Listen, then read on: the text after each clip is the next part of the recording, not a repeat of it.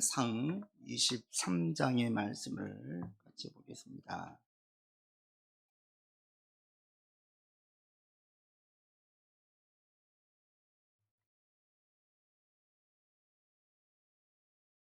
사무엘상 23장 10절로 13절까지 10절로 13절 한 절씩 교독합시다. 다윗이 이르되 이스라엘 하나님 여호와여, 사울이 나 때문에 이 성읍을 멸하려고 그일라로 내려오기를 꾀한 다음을 주의 종이 분명히 들었나이다.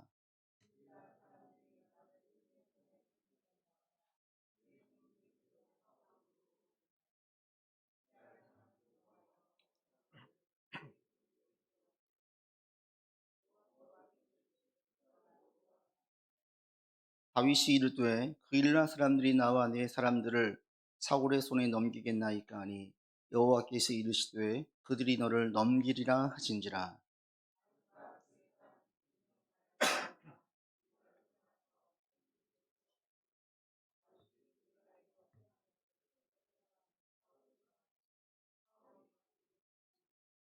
아멘.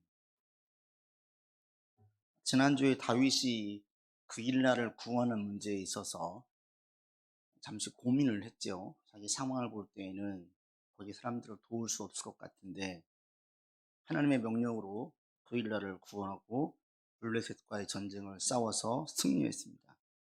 그리고 다윗이 걱정했던 것처럼 큰 일은 일어나지 않았지만 예상했던 한 가지 일이 일어나죠. 그건 뭐냐면 사울이 여기로 온다라는 얘기예요. 내가 여기 있음을 알고 사울이 자기를 잡으러 온다. 이 소식을 듣게 되었죠. 이 소식을 듣고 다윗이 하나님께 묻습니다. 하나님, 묻는 내용이 그런데 보면 두 가지를 묻습니다. 여러분 11절 보십시오. 같이 읽겠습니다. 그일라 사람들이 나를 그의 손에 넘기겠나이까? 주의 종이 들은 대로 사울이 내려오겠나이까? 이스라엘 하나님 여호와여, 원하건대 주의 종에게 일러 주옵소서 하니 여호와께서 이르시되 그가 내려오리라 하신지라. 다윗이 하나님께 두 가지를 물었어요. 그죠? 한 가지는 뭐였습니까? 그일라 사람들이 사울에게 나를 넘겨주겠습니까? 또 한 가지는 정말 사울이 내려옵니까? 두 가지를 물어요. 그런데 일반적인 다윗의 상황을 보면 다윗이 묻는 질문에 좀 의문이 가는 게 있어요. 일반적인 상황이라면 무엇을 물어야 되냐면 사울이 지금 옵니까? 이것만 물으면 돼요. 사울이 오면 어떻게 해요? 도망가면 돼요. 그런데 다윗은 이것만 묻는 게 아니라 한 가지를 더 물어요. 여기 있는 그일라 사람들이 사울에게 넘겨주겠습니까? 나를 사울에게 팔겠습니까? 우리말로 말하면 배신하겠습니까? 이들이 배신할까요? 이걸 물어요. 그런데 두 가지 물음 가운데 무엇을 먼저 묻습니까? 나를 그일라 손에 그들 사울에게 넘기겠습니까? 이걸 먼저 물어요. 궁금한 걸 먼저 묻잖아요. 지금 다윗에게 가장 궁금한 건 뭐냐면 여기 있는 내가 구원해 준 이 사람들이 나를 사울에게 팔 것인지 말 것인지를 묻는 거예요. 이게 제일 궁금한 거예요. 그래서 하나님께 묻고 하나님 대답을 하지 않자 또다시 물어요. 그래서 이 답을 듣고 도망을 쳐요. 여기에서 우리가 한 가지 궁금한 의문을 가질 수 있는 게 뭐냐면 다윗이 왜 그일라 사람들이 자기를 배신할지 아닐지를 물었을까요? 왜 물었을까요?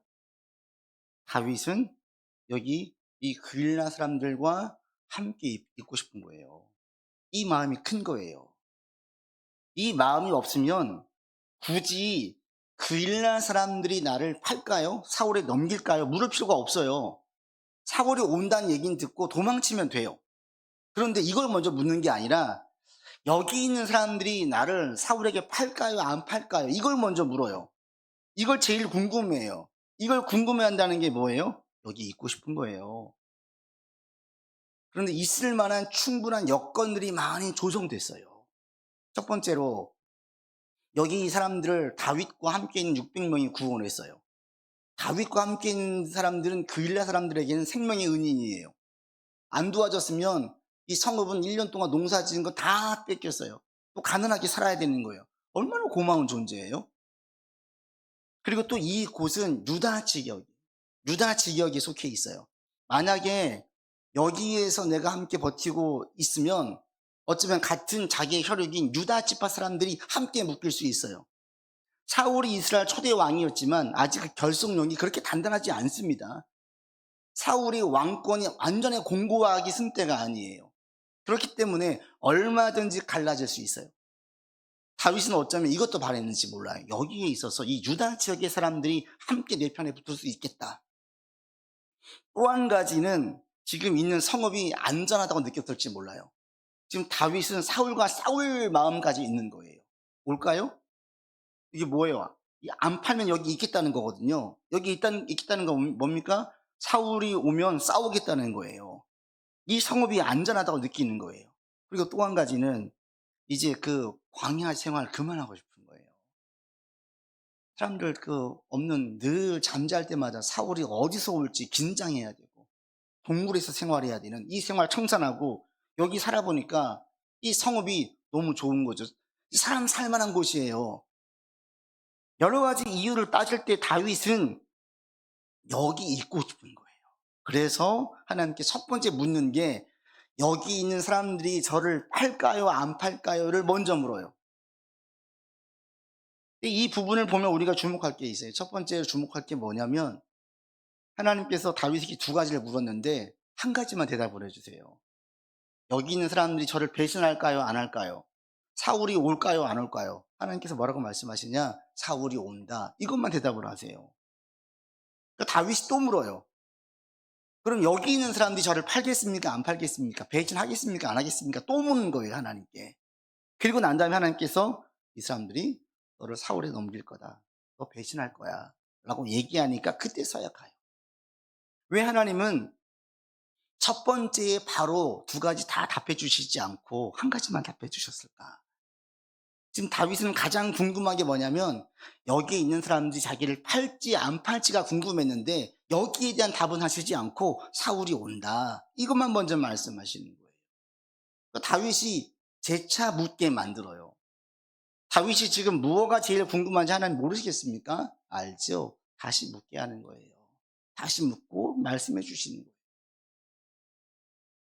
이 부분을 여러분이 먼저 생각할 필요가 있어요. 우리가 무엇인가 막 궁금할 때가 있잖아요. 어떤 일을 진행할 때 내가 지금 막 계획을 세운 게 있잖아요. 지금 다윗은 계획을 자기가 다 세웠어요. 있는 게 하나님의 뜻인지 여기에 떠나야 되는지를 묻지 않아요.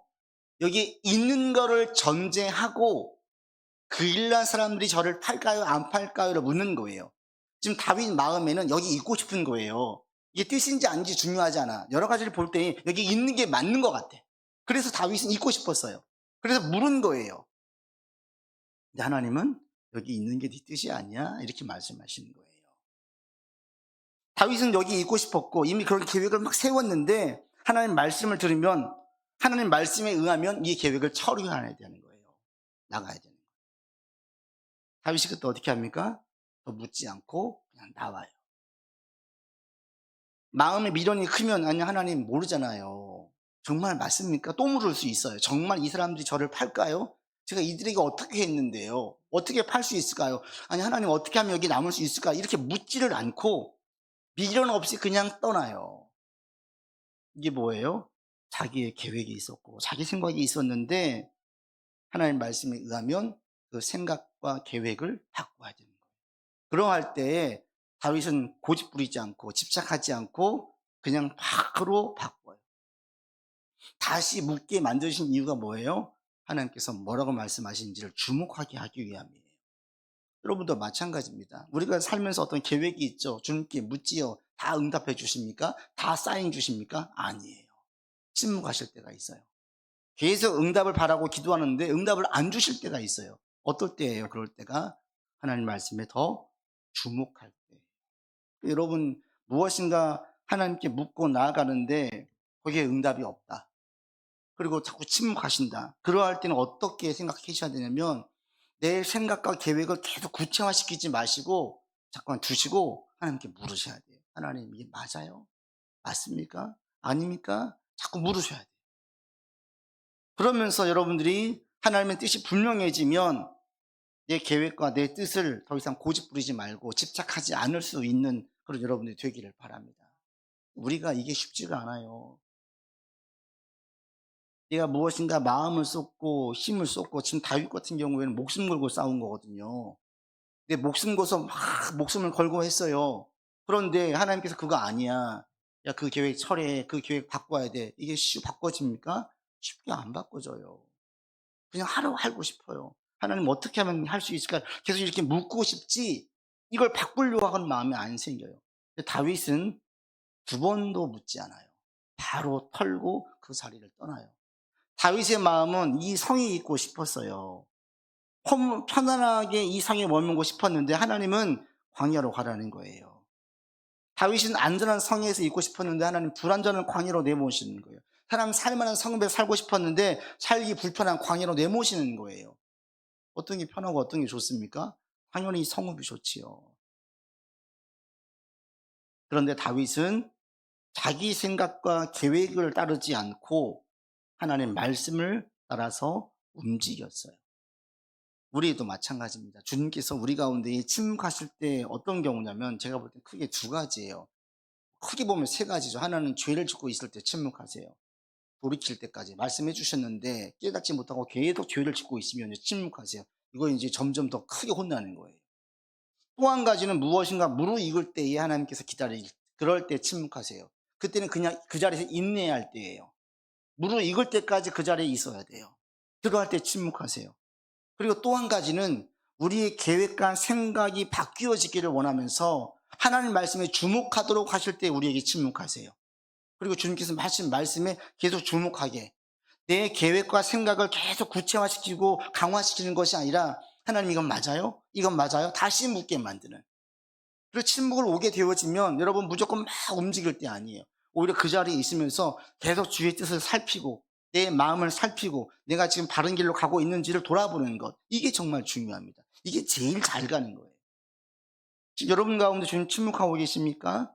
이때 주님께 물을 때 내 계획이 지금 어긋나고 틀어졌어요?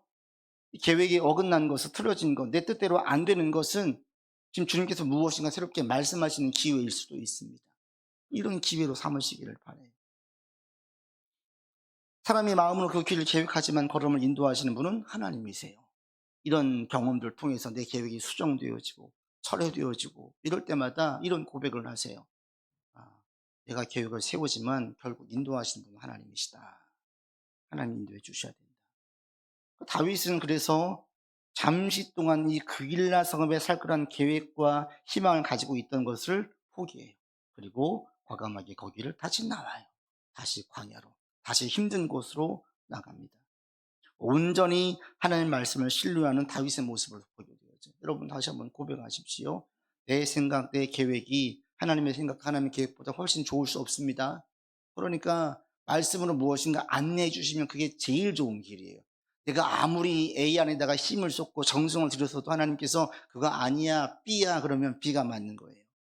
이게 바꾸기가 힘들어요. 우리가 고집을 부려요. 자꾸 그냥 어떻게든지 A를 하고 싶어 하는 거예요. 이게 아니에요. 그리고 A가 안 되면 우리 막 낙심을 해요. 하나님 나를 사랑하시지 않나 이렇게 생각을 해요. 아니에요. 오히려 거기에서 새롭게 이 A를 처리하고 B로 옮길 때에 새로운 인생의 지혜와 영적인 지혜를 얻게 됩니다. 여러분들에게 이런 경험들이 있어지길 바래요. 무엇인가 막 했는데 하나님께서 아니야, 그거 아니야. 이것도 은혜예요, 은혜. 왜? A를 고집 부렸으면 더 큰 낭패를 봤을 테니까, 더 큰 어려움을 겪었을 테니까. 하나님은 아니래요. 얼마나 감사해요. 다윗은 그래서 더 이상 묻지 않고 바로 돌이켜요. 하나님 정말 맞아요? 또 묻지 않아요. 집착하지 않아요. 고집 부리지 않아요.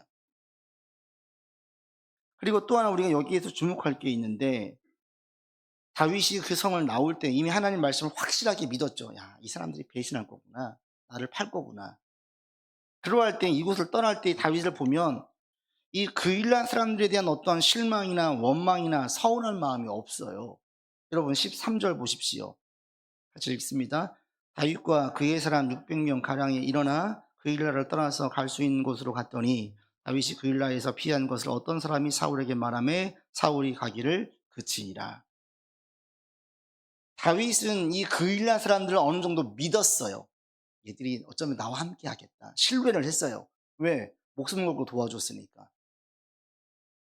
그리고 이 사람들은 이 다윗과 함께한 사람들이 안 도와줬으면 쫄딱 망했어요. 부도 났어요. 우리가 말하면 부도 날 사람이에요. 그런데 부도 안 나게 도와줬어요. 그랬더니 이들이 자기 살겠다고 나 힘들 때는 나 몰라라는 거예요. 내가 지금 부도 나게 생기는데 나도 힘들어요. 그리고는 안 도와주는 거예요. 나는 목숨 걸고 도와줬는데 그러면 상대방도 목숨 걸고 도와줘야죠. 그랬더니 아니에요. 제가 지금 상처날 것 같으니까 안 되겠어요. 한 발 빼는 거예요. 여러분 이럴 때 어떤 마음이 드실 것 같아요? 배신감 느끼지 않겠어요? 야, 인간이 어떻게 저러냐. 내가 저를 얼마나 도와주고 얼마나 힘을 쓰고 정말 내가 밤새 가면서 있는 거 없는 거 빼가지고 도와줬는데 어떻게 저럴 수가 있냐. 이런 마음 안 드세요? 그럴 수 있잖아요. 여호와의 말씀에 대한 의심이 한치도 의심이 없는 다윗의 입장에서 이제 그 다음에 이 그일라 사람들에 대한 원망, 실망, 배신감을 가질 수 있어요. 충분히 가질 수 있죠. 정말 다윗과 600명 목숨 걸고 도와준 거예요.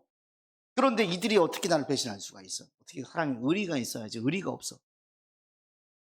그런데 다윗을 보면요, 전혀 이 그일라 사람들에 대해서 원망하지 않아요. 그냥 조용히 나와요. 조용히. 어떻게 원망하지 않을 수 있었을까? 첫 번째 답이 10절에 있습니다. 다윗이 원망하지 않았던 이유. 10절 같이 읽겠습니다.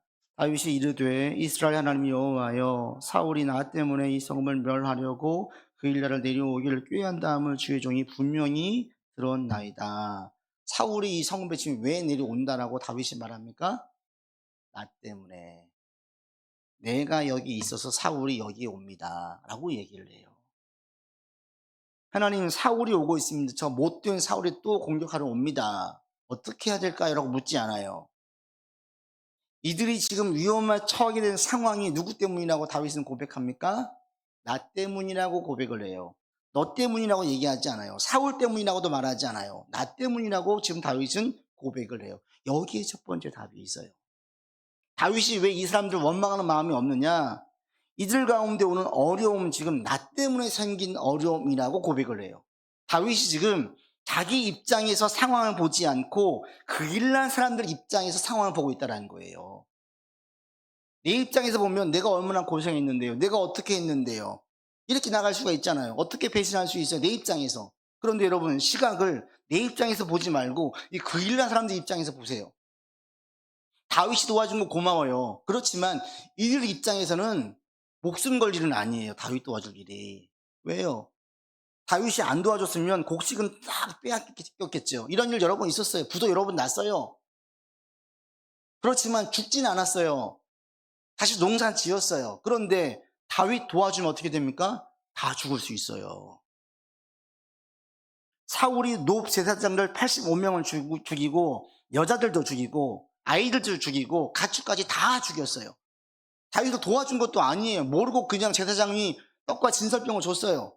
떡을 주고 칼을 줬는데 이게 사울이 볼 때는 네가 지금 다윗 편이다 그래가지고 거기 있는 성읍의 사람들 다 죽였어요. 그런데 만약에 여기 있는 사람들이 다윗을 도와주면 어떻게 이깁니까? 그러면 여기 있는 성읍의 사람들 다 죽는 거예요. 그일란 사람들 입장에서 보면 다윗을 배신한 게 아니라 생존이에요. 생존. 살기 위해서 다윗을 팔겠다라는 거지 진짜 배신하기 위함이 아니에요. 다윗이 이것을 알고 있기 때문에 그들에 대한 원망이나 배신이나 실망감을 가지지 않을 수 있었어요. 여러분, 우리의 삶에 왜 많은 다툼과 어려움이 있습니까? 전부 다 내 관점에서만 보니까 그래요. 내 관점에서만. 내 관점에서만 보면 쟤 왜 이래? 쟤 이상해 라고 나와요. 그런데 상대의 관점에서 보면 네가 왜 그런지 알겠어, 이해를 해요. 내 관점에서만 보면 제가 잘못된 거예요. 틀린 거예요. 그런데 상대의 관점에서 보면 나하고 다른 거예요. 죄를 짓는 문제가 아니면 틀린 게 아니에요. 치약을 가운데서 짜든 끝에서 짜든 그게 무슨 차이가 있어요? 뭐가 중요해요? 좀 불편할 수 있을지 몰라도 내 성향이 차지 않을 수 있을지 몰라도 이건 중요한 문제는 아니에요. 근데 우리는 그렇지 않아요. 내 기준에서 틀리면 이게 잘못되면 틀린 거예요. 그래서 화를 내요. 싸워요. 그런데 이 시각이 틀린 게 아니라 다르다라고 인정을 하게 되어지면 싸움이 중단되어져요. 싸움이 중단되어지고 오히려 그 가운데에 대화가 돼요. 대화는 내 걸 주장하는 게 대화가 아니죠. 상대의 의견을 듣고 맞는지 안 맞는지 살피는 거죠. 내 걸 계속 관철시키는 것은 논쟁이죠. 싸우는 거예요. 여기에는 나는 맞고 넌 틀리다는 게 전제가 되어져 있어요. 여러분, 복음에 관련된 거 아니면 언제든 내가 수용할 수 있다. 나도 바뀌어야 될 수 있다. 바뀌어야 된다라는 마음을 가지세요. 유연성을 가지시기를 바랍니다. 복음에는 절대 고수해야 돼. 그러나 복음 이외의 모든 것들은 나하고 저 사람하고 틀린 문제가 아니라 다른 문제일 수 있어요. 근데 우리는 너무나 많은 경우에 틀리게 보는 거예요. 틀리게 보아서 저 사람이 잘못됐다고 이야기하고 정죄하고 공격하고 원망하고 이렇게 나가는 거예요. 이해가 안 되면 싸우는데 이해가 되면 대화가 되어져. 이해가 안 되면 상대를 공격하기 바쁜데 이해가 되면 상대의 말에 공감하게 되어져요. 여러분, 누군가 말을 들을 때 공감이 되어집니까? 이해가 됩니까? 그래, 네 입장에선 그럴 수 있겠다. 이게 지금 우리가 가질 마음이에요. 다윗이 이 마음을 가졌기 때문에 다윗은 지금 이 사람들에 대한 원망이나 실망을 하지 않게 되었어요. 여러분에게도 이런 이해의 폭이, 사람에 대한 이해의 폭이 점점 넓어질 수 있기를 바랍니다. 쟤들 왜 저래? 이게 아니에요. 그래서 사고의 폭을 넓히려면 여행을 가든지 책을 보라고 이야기하잖아요. 제가 크게 공감을 해요. 해외에서 한 2년 살 때 느꼈던 것인데, 외국에서 말레이시아, 싱가포르에서 단기 선교사로 1년을 있을 때 그때 큰 경험을 했어요. 거기 있는 사람들은 말레이시아 특히 깊은 정글로 들어가면 절대 그 사람들과 두 손으로 악수하면 안 돼요. 왜 그런지 아십니까? 왼손으로 밑을 닦아요. 볼일 봐요, 왼손이. 왼손은 볼일 보는 용도이고 오른손으로는 밥을 비벼서 먹어요. 그러니까 절대 악수할 때 두 손으로 잡으면 큰일 나요. 오른손만 내놔야 돼요. 처음에 되게 신기하고 미개하게 보였어요. 그런데 3개월, 6개월, 1년 살다 보니까 어떤 교훈을 제가 얻었냐면, 문화라는 것은 틀리고 저급하고 고급한 문화가 아니구나. 다른 거구나. 그들이 살아오면서 그들의 삶에 독특한 그들의 사회 방식 가운데에서 형성되어진 게 문화예요. 그러니까 죄된 것들이 아니라면 저급 고급 문화 없어요. 이건 만들어 놓은 거예요. 그들의 삶이 이해가 되면서 더 이상 거기서 그들에 대해서 속으로 무시하거나 어떻게 저래 이렇게 이런 생각이 사라졌어요. 저한테 너무나 큰 경험이었어요. 그렇구나. 문화라는 건 그렇구나. 그렇구나. 사람이 살아가는 방식이라든지 논리라든지 다 다를 수 있구나. 정치만 가지고 얘기해 보세요. 얼마나 첨예합니까? 분명한 것은 뭐예요? 두 쪽 진영 다 나라를 사랑하는 사람들이에요. 우리가 이것을 인정해 줘야 되죠. 이걸 인정해 주고 가는 것과 너는 잘못됐다고 이야기하는 것은 다른 문제예요. 그래서 정말 사고의 폭을 넓히려면 여행을 다니든지 책을 많이 읽어서 다른 사람의 관점과 다른 사람들의 생활들을 많이 보라는 거지요. 여러분, 지금 혹시 내 가운데 어떤 누군가에 대한 원망이나 자꾸 미운 마음이 있으세요? 가는 곳마다 내가 막 자꾸 저 사람 아니야 자꾸 이런 생각이 드세요? 그 사람이 잘못된 게 아니라 어쩌면 내가 지금 바뀌어야 될지 몰라요. 우리 가운데 그런 게 있다면. 여러분, 복음 안에서는 훨씬 더 사고의 폭이 유연해집니다. 넓어집니다. 진리 이외에는 전부나 비본질적인 것들은 얼마든지 내가 수용할 수 있어야 돼요. 이건 다 안 중요한 거예요. 내가 살아온 문화와 생활 안에서만 중요한 것이지 신앙 안에서는 별로 안 중요해요. 여러분 가운데 점점 이해되는 사람들이 늘어나기를 바랍니다. 용납되는 사람들이 점점 많아지기를 바랍니다. 이게 여러분 우리의 그리스도 안에서 우리가 가질 복이에요. 배우자가, 친구가, 부모가, 자녀가, 주변에 있는 사람들이 모두 다 친하게 지낼 수는 없어요. 그렇지만 점점 더 많은 사람들이 이해되어지고 용납되어진 여러분들 되기를 바랍니다. 늘 남편과 싸워요. 늘 평행선이 이루어요. 이건 뭐예요? 다 자기 입장만 있는 거예요. 늘 싸운다면. 근데 이해가 되고 공감이 되잖아요. 싸움이 줄어들고요. 바꾸라고 할 때는 안 바꾸던 것이 내가 이해가 되고 공감이 되면서 그러네, 그러니까 저절로 바뀌어져요. 이렇게 되는 거예요. 지금 다윗은 얼마든지 자기 관점에서 저 사람들을 평가하고 판단하고 원망할 수 있었는데 그렇게 보지 않았어요. 나 때문이에요, 나 때문에. 그리고 다윗이 이들을 원망하지 않을 수 있었던 또 한 가지 이유가 있습니다. 그게 뭐냐면 다윗은 지금 이 일을, 그 일날을 도와준 것을 하나님의 뜻으로 봤어요. 두 번이나 물었잖아요. 하나님께서 두 번씩이나 말씀하세요. 도와줘라, 도와줘라, 구원해라. 이게 하나님의 뜻이었어요. 하나님의 일이었어요. 즉 바꿔 말하면 다윗에게는 자신이 마땅히 해야 할 일이었어요. 당연한 일이었어요. 당연한 일. 우리가 여러분 이게 당연한 일로 여기는 것과 하지 않아도 내가 한 일로 여기는 것은 다른 문제입니다. 다윗은 지금 기름 부은 왕이에요. 자기가 볼 때에 저 사람들 도와주는 건 너무 당연한 것이었는데 상황이 안 좋아서 어려울 것 같았어요. 하나님께서 말씀하십니다. 도와줘라. 그들을 구원해라. 이게 하나님의 뜻이었고 자기가 당연히 마땅히 해야 할 일이었어요. 당연한 일로 여겼기 때문에 그들이 자기를 배신했다라는 느낌이 드는 게 아니라 무엇인가 바라지 않고 그냥 나올 수 있었어요. 우리가 무엇인가 하지 않아도 되는 일을 했다 그러면요 보상심리가 있어요. 내가 당연한 일로, 그리고 이것은 마땅한 일로 여기면은 보상심리가 없어요. 우리가 아이를 키울 때 이걸 너무나 잘 알죠. 아이를 키울 때 희생하고 헌신하면서 생생내는 부모가 있습니까? 밥을 할 때마다 야 내가 너 얼마나 힘들게 밥 한 줄 알아? 용돈을 줄 때마다 내가 용돈 주려고 내가 얼마나 고생한 줄 알아? 야 아빠가 오늘 직장생활에서 얼마나 힘들었는지 알아? 막 이런 얘기를 매번 하면서 아이들에게 선물 주고 용돈 주고 밥 해주는 부모가 있습니까? 없어요. 내가 얼마나 희생하는지 얼마나 내가 수고하고 있는지를 자녀들에게 얘기하지 않아요. 왜? 이건 내가 당연히 해야 할 일이기 때문에. 그런데 아이들은 엄마가 심부름 두 번만 세 번만 시켜보십시오. 이상한 눈으로 쳐다봐요. 왜요? 이건 내가 할 일이 아니에요. 이건 나한테 마땅히 당연한 할 일이 아니, 이건 부모 일이에요. 집안일 시키면 애들은 안 하려고 해요. 왜 그래요? 이건 내 일이 아니에요. 지난주 성경 공부를 하다가 아이들 어떻게 지내냐 그랬더니 5살, 6살 된 아이를 둔 엄마가 내가 안 왔던 반찬 추정을 해요. 그러는 거예요. 어떻게 하던데? 물어보니까 어린이집에서 점심 때 먹은 반찬이 저녁에 또 나온 거예요. 그러면서 한마디 하더래요. 엄마, 요즘 별로 신경 안 쓰는 것 같아. 어린이집 메뉴판 좀 봐. 거기 다 나와 있잖아. 하더래요. 기가 막혀가지고 말을 못했네요. 같이 공부하고 있는 또 다른 애가 막 우리 애도 어제 그랬는데 난 한 소리 했어. 야 그냥 먹어. 그랬다라는 거예요. 5, 6살 된 애들이 볼 때에는 반찬도 같은 반찬 나오면 이 뭐라고 하는 거예요. 지금 엄마가 한 돌도 안 된 애기 없고 엄마 놀아줘 했을 때 같이 놀아줘요. 그 엄마가 지금 애를 둘째 낳았어요. 한 돌도 안 됐어요. 큰애가 놀아달라고 하니까 애기를 들쳐업고 놀아요.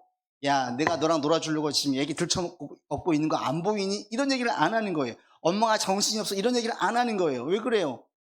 당연한 거니까 엄마 입장에서는. 지금 다윗은 해도 되고 안 되는 일이 아니라 마땅히 해야 할 일로 여겼기 때문에 수고한 이후에 생색을 내지 않았어요. 우리가 보통 수고하면 본전 생각나거든요. 다윗이 안 나요. 여러분이 지금 하고 있는 일이 내가 당연히 해야 할 일로 여긴다면 어떤 어려운 경우가 와도 불평하지 않아요. 원망하지 않아요. 언제 불평과 원망이 나요? 쌩고생이라고 느낄 때. 안 해도 되는데 했다라고 느낄 때. 내가 지금 하고 있는 게 맞나라는 의심이 들고 회의에 빠질 때. 근데 사도 바울을 통해서 말씀하십니다. 무슨 일을 하든지 마음을 다하여 주께 하듯 하라. 여러분이 지금 하고 있는 일이 하나님께서 맡기신 일, 마땅히 해야 할 일로 여긴다면 우리는 그때 불평이나 원망이 안 남아요. 언제 나오냐면 이게 내가 당연히 해야 할 일로 확신이 들지 않을 때, 의심이 되고 회의가 빠질 때 우리는 불평이 나오고 원망이 나오고 후회가 나와요. 근데 우리가 주님 안에 있을 때 우리가 하는 모든 일들은 하나님 안에서 우리에게 맡기신 일. 여러분 이 시간 그런 고백이 있길 바랍니다. 어떤 일로 지금 고민하고 힘들어하고 있으세요? 아이 괜히 해서 이러세요? 아니에요. 다 거기 또 주님의 뜻이 있어요. 또 훈련이 있어요. 내가 죄 가운데 나간 것이 아니라면 그 돌이키지 않고 거기에서 원망이나 불평이나 후회하지 마시고 오직 한 가지에 집중하세요. 어떻게 이겨낼까? 여기에 집중하세요. 여기에 어떤 뜻이 있을까? 어떻게 신앙의 방법으로 이 어려운 부분을 난관을 헤쳐나갈까? 여기에만 모든 초점을 두세요. 그때 하나님의 역사가 있습니다. 분명한 사실은 모든 사람, 모든 상황을 통해서 하나님은 선을 이루신다는 거예요. 만들어가지고 비빔밥 만들어 주세요. 우리의 삶에 상이 되게 만들어 주세요. 여러분, 삶에 어떤 일이 틀어졌어요? 그게 틀어진 게 아니에요. 또 다른 주님의 계획이 있는 거예요. 우리 영적인 지혜를 주기 위함이에요. 신앙의 한 단계 성장시키기 위함이에요. 그래서 한동안 이번 한 주 보낼 때 어떻게 이해할까? 어떻게 하는 게 하나님의 뜻일까? 이렇게 물으면서 여러분들 나갈 수 있기를 바랍니다. 이렇게 살아갈 때에 주님의 도우심과 또 주께서 함께 하심을 경험하게 되어지고요. 다윗은 또 이 시기를 통해서 또 한 번 신앙이 도약하죠. 어떤 도약입니까? 자기의 계획을 마땅히 서류하고, 그리고 당연히 자기가 해야지 일로 알았어요. 이러면서 자기에 대한 자의식, 나는 기름 부음 받은 자다, 나는 왕이 될 사람이다, 이 생각을 키워갔어요. 여러분도 마찬가지입니다. 내게 주어진 모든 일들을 하나님의 일로 알고 나가면 하나님은 나를 보호하신다, 끝까지 책임지신다, 선을 이루실 것이다, 상을 주게 하실 것이다. 이런 고백과 이런 자의식이 점점 강해져요. 여러분에게 이런 굳센 믿음으로 나갈 수 있게 되기를 주 이름으로 축원합니다. 기도합시다. 아버지 하나님, 다윗은 그 일한 사람들을 원망하지 않습니다. 자기 수고와 노력을 생각을 하면 본전 생각이 나는데 다윗은 전혀 그 생각이 나지 않았습니다. 마땅한 일을 여겼기 때문에, 자기 관점에서 보지 아니하고 상대의 관점에서 보았기 때문에 다윗은 원망과 불평과 저주가 아닌 묵묵하게 받아들이고 그 상황을 다시 한번 헤쳐나가기로 마음을 먹게 되었습니다. 우리의 삶의 많은 일들이 계획대로 되지 않고 어그러질 때가 있습니다. 하나님의 일들도 주 안에서 되는 것임을 고백하며 받아들이게 하시고, 주님께 계속 묻고 주의 말씀을 청종하면서 한 걸음씩 한 걸음씩 나아가는 우리 되게 하여 주시옵소서. 우리에게 주신 모든 일들 하나님께서 허락하신 일입니다. 무슨 일을 하든지 마음을 다하여 죽게 하듯 하고 사람에게 하듯 하지 않는 한 주 되게 이끌어 주옵소서. 우리 구주 예수 그리스도 이름으로 기도드립니다. 아멘.